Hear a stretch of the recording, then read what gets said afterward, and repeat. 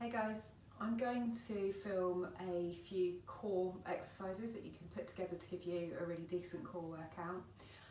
Just be sensible as always. If you've got any injuries, pregnant, any reasons why it's not a good idea to exercise, or if whilst you're working out you feel any discomfort in your body, please do stop, get checked out by a doctor before coming back into it.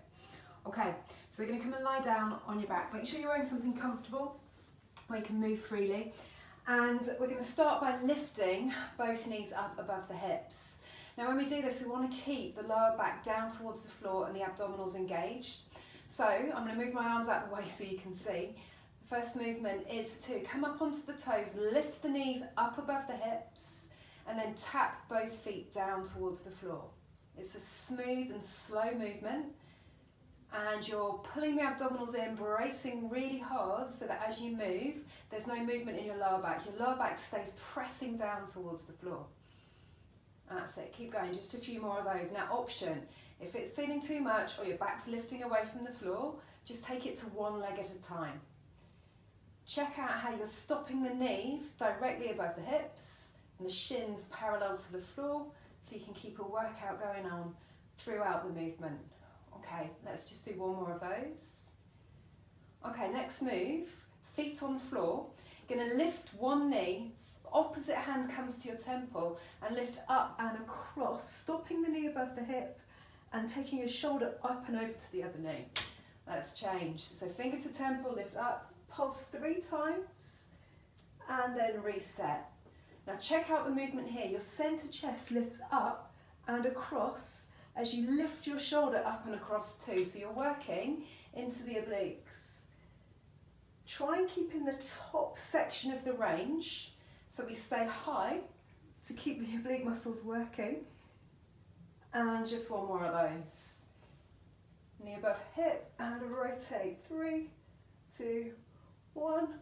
Okay, start with the fingertips at the temples. We're going to do a triple C crunch. So lift knees above hips, tuck chin, lift head and reach towards your ankles 3 times and then head comes down, feet come down.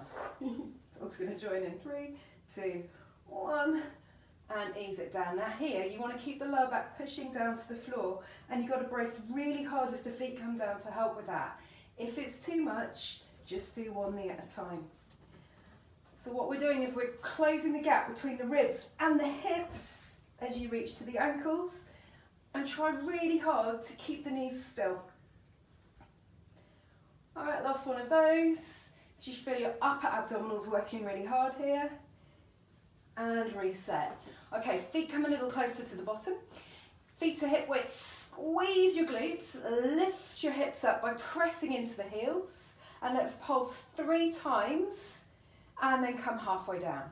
So 3, 2, 1, halfway down. Now this is a workout for the back of the body, so you're feeling it in the hamstrings, in the glutes, and into the back as well. Try pressing down into the back of the upper arms and shoulders, and check that you're not letting the ribs flay. You're closing the ribs in, keeping the front body connected, the spine nice and long, so the movement is in the hips, and the feel is the glutes working hard. Last one. Okay, so there we go. That's routine number 1.